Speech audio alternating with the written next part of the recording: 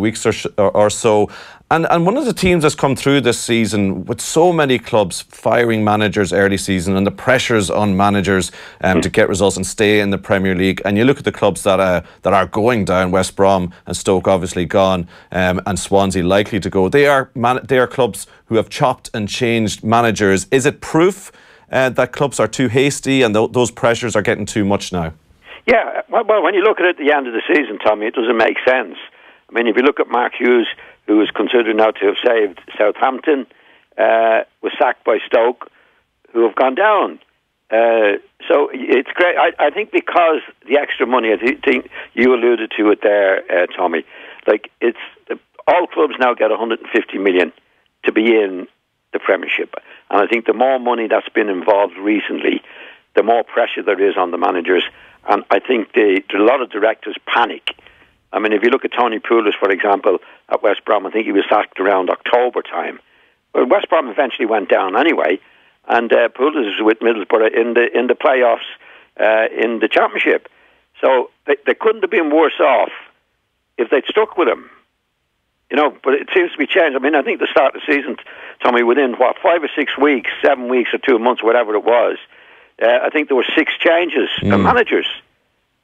You know, and they're not given a chance. I think they're not given a chance. There's too much panicking going on. I suppose, you know, the message, if you are going to change, it's about getting the right person for the job. I mean, Palace went and got Roy Hodgson. You know, West Ham got David Moyes. I mean, okay, Moyes isn't necessarily going to be the most exciting appointment as far as West Ham fans are concerned, but both of those are experienced managers who've kept their clubs safe. Well, some of them do, but you know, when Hodgson came in, for example, I think they won 7 matches without winning a game, and it looked like a bad appointment. So nobody really knows in that situation. When you're in a panic situation, you're actually taking a gamble. I mean, David Moyes has come okay, but he didn't look so good at one stage. Hodgson didn't look so good. Pardew went to West Brom and he was out. So it's definitely a game of chance. And certainly, I know in my experience of football, the last thing I'd want to save my life was to pick a successful manager, Tommy. Yeah. It's really in the lap of the gods. You just don't know that there's certain people, you know, who think they're going to do it, and it works out. It doesn't work out that way. So it is a game of chance. But I think what happens with a lot of clubs, they get a manager like Tony Pulis, for example. I go back to him. Like for 3 or 4 years, he did a really good job for West Bromwich Albion, and he did have a bad time around the October time. And he wasn't popular with the fans because he doesn't play our brand of football. But he kept him like 10th, 11th place in the Premiership. And when Pardew came in, Pardew couldn't win a match at all. So they couldn't have done worse with sticking with Pulis. But there again, you know, fans get used to say being in the Premiership, but we're not playing exciting football.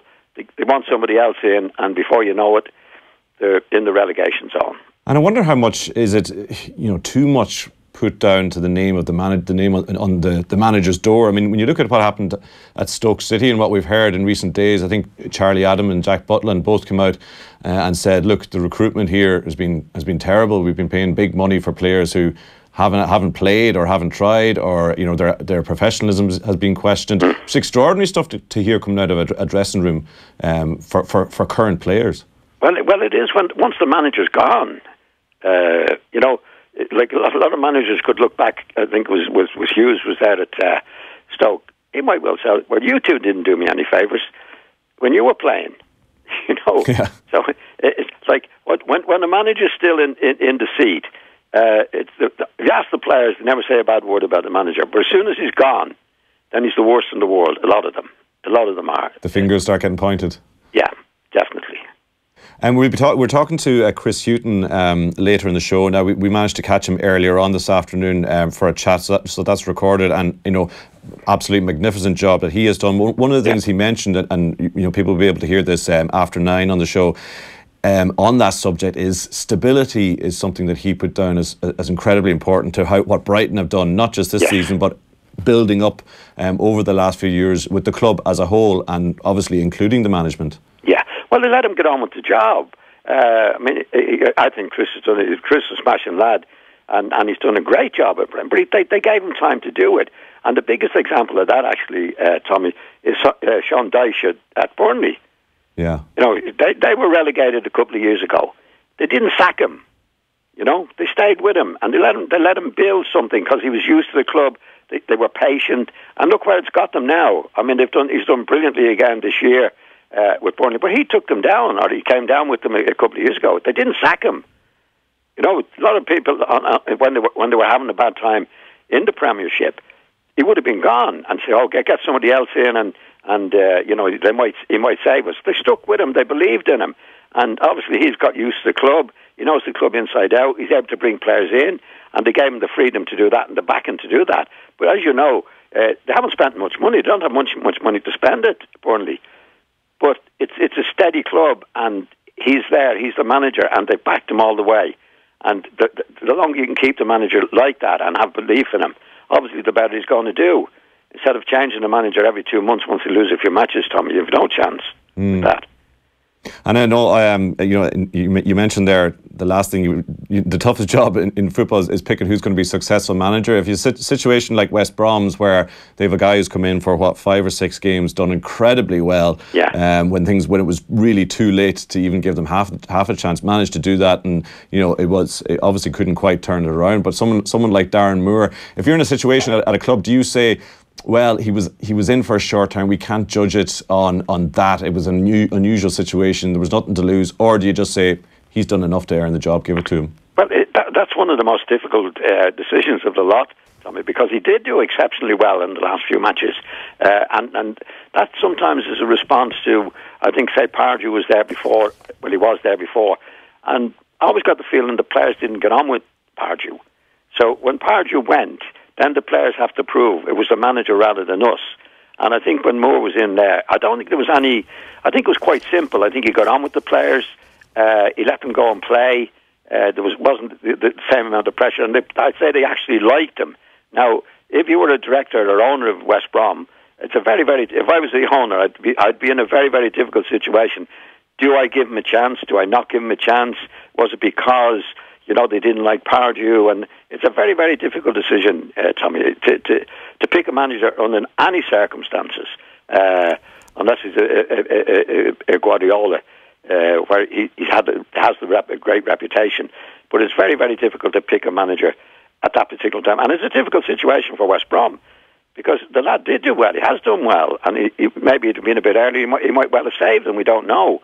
But if you put him in as the new manager next week, I'm telling you that the relationship with the players when he's there on a permanent basis can be totally different to the relationship that they have on a temporary basis. Right. So this could be like a little kind of a honeymoon period he's in now. Yes, exactly. Right. That's exactly what it is, Tommy. Now I might be unfair to the lad, but that's the way. I've seen it happen before, and that's the way this strikes me now on this one. On the subject of that difficult job of picking new managers for clubs, Rangers have done it and got Steven Gerrard to become their new manager. Now this kind of broke after you were on the show last week, so we wanted to get your take on it.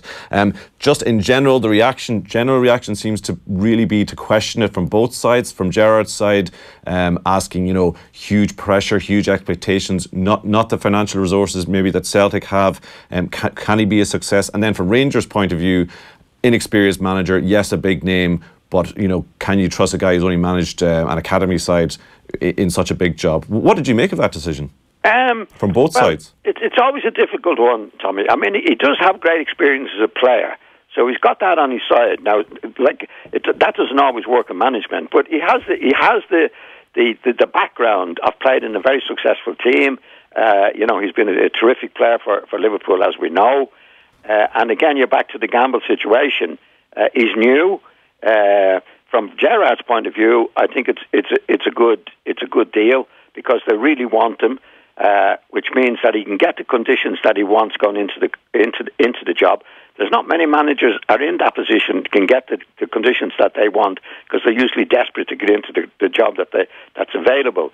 In Gerrard's case, they've come for him. There's no doubt about that, and they've courted him. And I've seen it in the paper where he says, well, I've got to get the finances, I've got to made the promises, also the promises that he's in charge of who comes in, who goes out.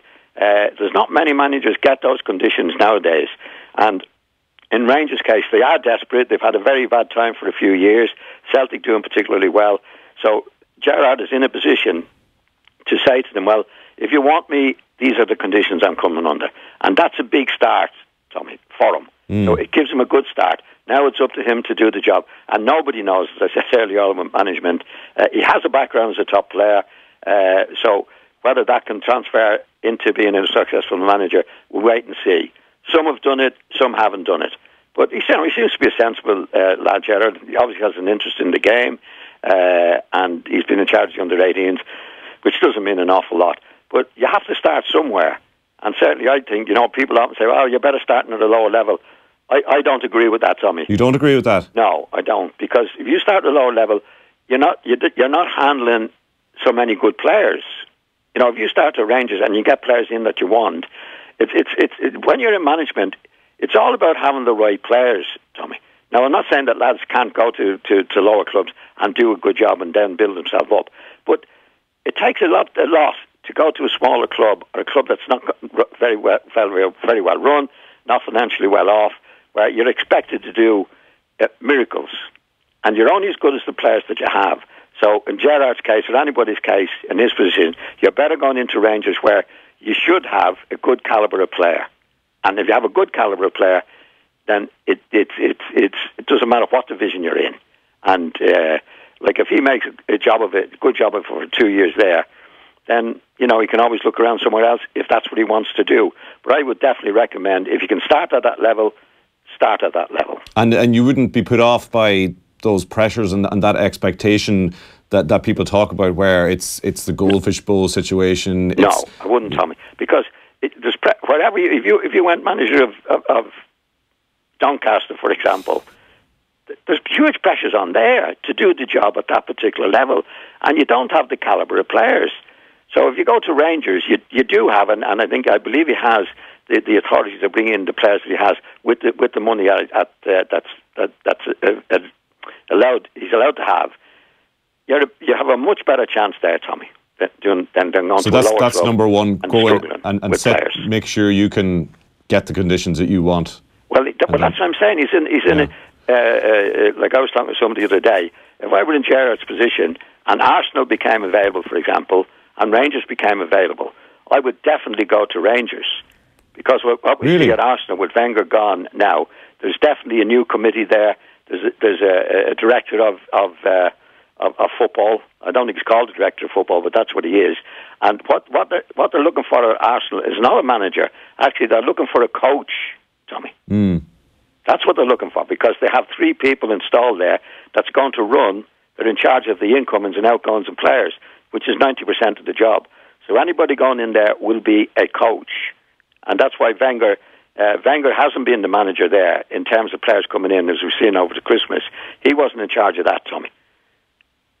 So you would think that the next Arsenal manager, or that the Arsenal job as it stands at the moment, isn't attractive for the reasons that there are other people at the club who will be making decisions that a manager should be making? Yes. Wenger had that for years and years, and I saw the owner saying that before, when just before Wenger, nobody coming into the club now will have the same powers as the manager have had for years and years. And I can't remember the name of the lad who was in charge. There's 3 new guys have come into Arsenal. Yeah. One is Mislintat from Dortmund of football. Yeah. What they call it, I think it's the director of football, or who is definitely in charge of it. And I think they will actually pick the next coach, not the manager. There will be a coach, and I think Gerrard can dictate the terms going in, that he won't be a coach, he'll be the manager. He'll be in charge of who comes in and who goes out. Are Arsenal fans listening to this and concerned about that sort of structure, would they not be reassured that, well, at least they're in a financial situation where the players that they bring in will, you'd imagine, be quality players? Well, not necessarily, Tommy. You have to judge who is a player and who isn't a player. It doesn't go on the transfer fee. I mean, if you look at Leicester there a couple of years ago when they bought Kante, for example, that was good scouting. I think they got him for 5 million, and Ramirez for 10 million. That's good. That's good. Really good scouting. But because there's a lot of good players. I mean, you take Pogba, for example. In my opinion, Manchester, they paid 90 million for him. I don't think he's been worth 90 million. So it's not because you have the finances, it's how you spend the money. You can get bargains as well. But definitely, I think the manager should be in charge because he's the man that's running the team. And all managers, in my experience, Tommy, have a vision of what they want on the pitch. And the only way to fulfill that vision, if that's the right word, is to get the players in that you want. Like, I want him for the left side of midfield. I want him at fullback. And it's 90% of the job, Tommy. Getting the players in that you want. Because if somebody else is buying the players for you, it's their choice. It's not your choice. And I've never come across two people in football who agree all the time on who is a good player and who isn't a good player. So the manager, in my opinion, should be allowed to get the players in and get rid of the players that he doesn't want. I mean, if you look at Arsenal over the Christmas, there's no way Wenger was in charge of the players coming in and going in there. Mkhitaryan, Aubameyang, Aubameyang, can't remember how to pronounce his word. Yeah. There's a few players came in there. Mkhitaryan, I don't think Wenger definitely wasn't in charge of that, and I don't think those boys have been good. See, if you get a director of football coming in, my opinion of it, if he knows that much about the game, and 90% of the job is bringing it back, why isn't he manager? And it's the manager who always gets the sack in the end anyway. Can I get one last thing on Gerrard, John? And from your experience, and you mentioned, having been a great player, Gerrard going in. What are the challenges of someone who has been a real top player going in as a manager? And people talk about it. Is it the fact that you're often managing players who weren't as good, as couldn't do what you could do, or is it trying to get your head out around the fact that you can't go and save the day on the field as you would have done when you were a great player? I think you obviously appreciate that when you go into it, Tommy. And all you can do, I would be amazed. I know a few people who were great players and managers were actually saying, this is what I did and this is what I did. You've got to forget about that. What you did as a player means nothing except for initial respect. That players will listen to you. But in my experience with players, I've seen great players, I've heard of great players going in, and after a week, the players know he doesn't know what he's talking about. So you have an initial respect, but then you have to do the right things and say the right things and behave in the right way. But it does give you a start. It does give you a start. With Gerrard going in, these players know he was a great player, so they will listen to him. And if you get somebody in who hasn't been a great player, some players would have the attitude, well, what does he know about it? He couldn't play himself. But in Gerrard's case, but it's not the be-all and end-all, Tom, by any way. He'll be judged by how he approaches it, his knowledge of the game, and players will pick up on that very, very, very quickly. OK, time for a quick break now. More from John up after this. Off the Ball on News Talk. The couch. Your nemesis. The enemy that traps you indoors every evening. Your four-legged adversary that says, don't go out there. It's the unknown. And before you know it, you're watching the match in the house with a half-eaten pizza resting on your belly. Again. Live a little. Leinster Rugby season tickets now on sale. LeinsterRugby.ie/season tickets, subject to availability. With over €2.5 billion in funds under management, 30,000 investors and nearly 50 years in operation, if you're looking for an award-winning fund manager with exceptional customer service, BCP Asset Management may be right for you. For information on BCP's investment range, contact your financial advisor or visit bcp.ie. BCP. Grow your investments, reduce your risk. BCP Asset Management DAC. Trading as BCP is regulated by the Central Bank of Ireland. Taste of Dublin returns to the capital this summer. From the 14th to 17th of June, Taste of Dublin is set to transform the Ivy Gardens into a food lover's playground. With over 20 restaurants, 30 world-class chefs, 160 interactive masterclasses, delectable drinks and live entertainment. Soak up the summer at Taste of Dublin, inspired by Neff, the ultimate food lovers festival. Book now. Tickets on sale at tasteofdublin.ie. Booking fees apply. Lots of self-employed people love the independence, the challenge, the opportunity it gives them to succeed. But what if you're self-employed just because your employer says you have to be? What then? How does it affect you, your PRSI, and your benefits? The fact is, not all self-employed people choose self-employment. The Department of Employment Affairs and Social Protection can determine if you're an employee or self-employed. Visit www.welfare.ie/employment status. a Government of Ireland measure. Get comfortable investing with Irish Life. Over 60,000 people in Ireland have already invested in Irish Life Maps, our multi-asset portfolio funds on our investment plans. Start your investment journey today. Talk to your financial broker or advisor or search for Irish Life Maps. Information correct as of April 2018. Irish Life Assurance plc is regulated by the Central Bank of Ireland. Best thing about May? It's summer, but you can enjoy it because the kids are still in school. It's warmer, even if there's no actual sunshine. And the amazing sale is on at appliancesdelivered.ie with up to 25% off washing machines and dishwashers, up to 60% off cooking appliances, and up to 25% off fridges and freezers. There's even up to 20% off garden and DIY, because you never know, there could be 2 sunny days in a row. Living the dream. The May sale now on at appliancesdelivered.ie. Why pay more? Off the ball. This is News Talk. Thursday night on Off the Ball, it's John Giles time. If you've any questions for John, give us a text on 53106 or you can tweet us at Off the Ball. John, we just wanted to talk about the retirement of John O'Shea, which was announced yesterday. I'm just reading through his achievements, and you forget he's been around for so long. 5 Premier League titles, 1 Champions League, 1 FA Cup, 2 League Cups, and 1 World Club Championship. For an Irish player, I suspect it'll be a long time before we read a CV like that again. For any player, I think, Tommy. Yeah. You know, Manchester United in their golden years fairly recently has been unbelievable. And John was one of those versatile players. You know, I think he found it very difficult to tie down the position in his best position at the centre back, because they had terrific centre backs over the years. But he was a great player for Manchester United in terms that he could play at left back, he could play right back, he could play at centre half.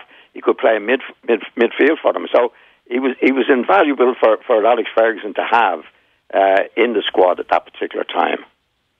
What contribution would you say he made to Ireland in 116 appearances, and where would he rank for you in the pantheon of great Irish defenders? Is he up there? Is he one of our most sort of storied defenders, or our greatest? Yeah, well, yeah, he's been a great servant for the Irish team. Tommy, there's no doubt about that. I mean, anybody that plays 116 times for their country has to be up there with the best. And, you know, he's always been a very, very honest player, always given his best. John O'Shea does know that. I'd be a great admirer of his. And, you know, he's been a great servant for the Irish team. When you think about his early career in 1999 to 2011 at United, and listed out all those achievements, obviously came at United.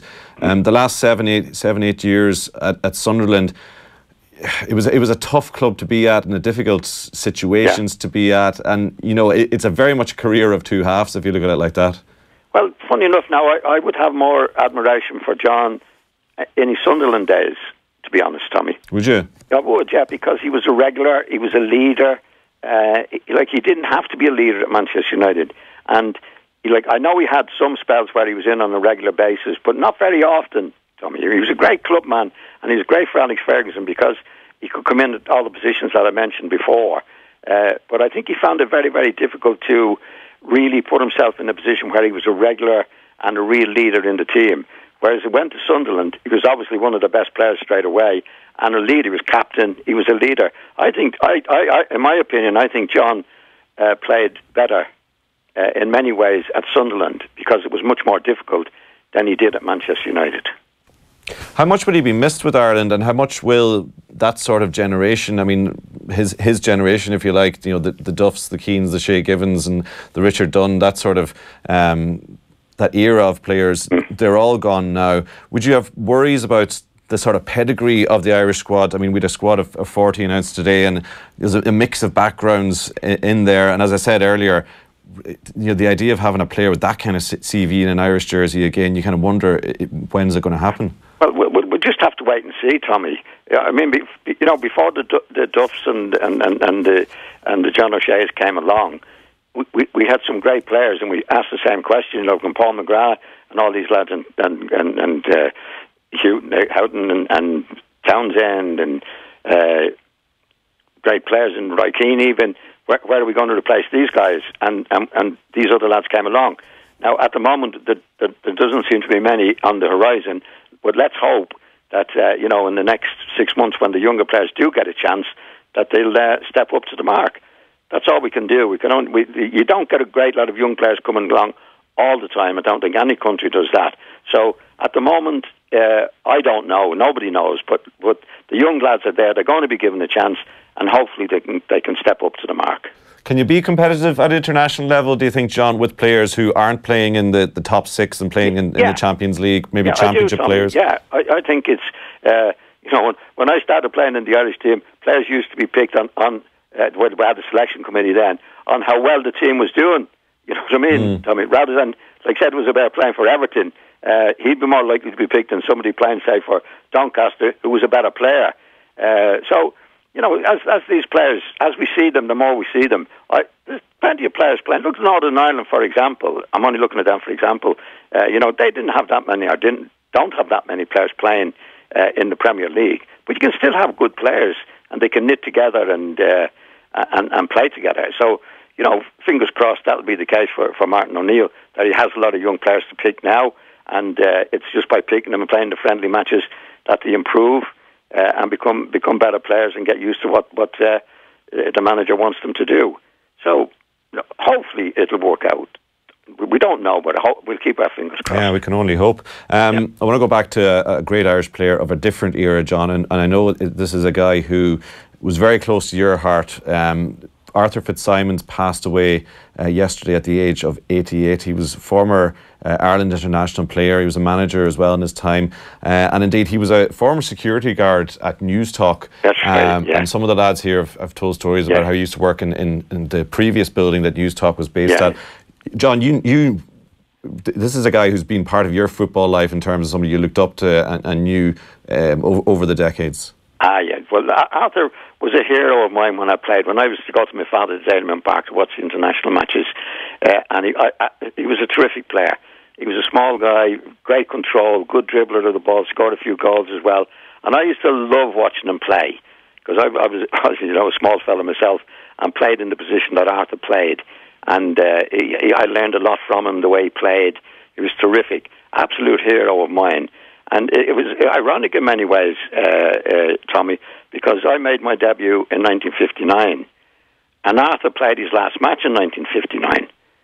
So I more or less took over from him in the Irish team. So I never had the pleasure of playing alongside him in the team, because when I made my debut first, I was playing with all my heroes: Noel Cantwell, Charlie Hurley, Joe Haverty, Fionn Fagan, Georgie Cummins.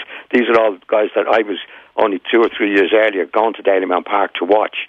And Arthur was one of those heroes. I always regretted, in a certain way, that I never played alongside him. But I did meet him afterwards when I was going into News Talk. Actually, as you say, he was on the desk there. He was an absolute gentleman, Tommy. Very, very humble man. Loved his football. Great to chat to. And I found him an absolute gentleman. And I just offer my condolences to the family if they're listening to this. And there was a great story circulating today that Bobby Charlton came in to visit News Talk at some stage, and Arthur was shown in the way, and of course Bobby Charlton did a double take and said, "Are you Arthur Fitzsimons?" Yeah. So he seemed to have been held in great esteem in the Northeast, John. He was terrific. Yeah, Middlesbrough. Yeah, he played with Middlesbrough. He played with the great Wilf Mannion. There was a great player called Wilf Mannion. Yeah, I think he took over from Wilf Mannion eventually. But Bobby Charlton obviously came from the Northeast himself, so Bobby would know. And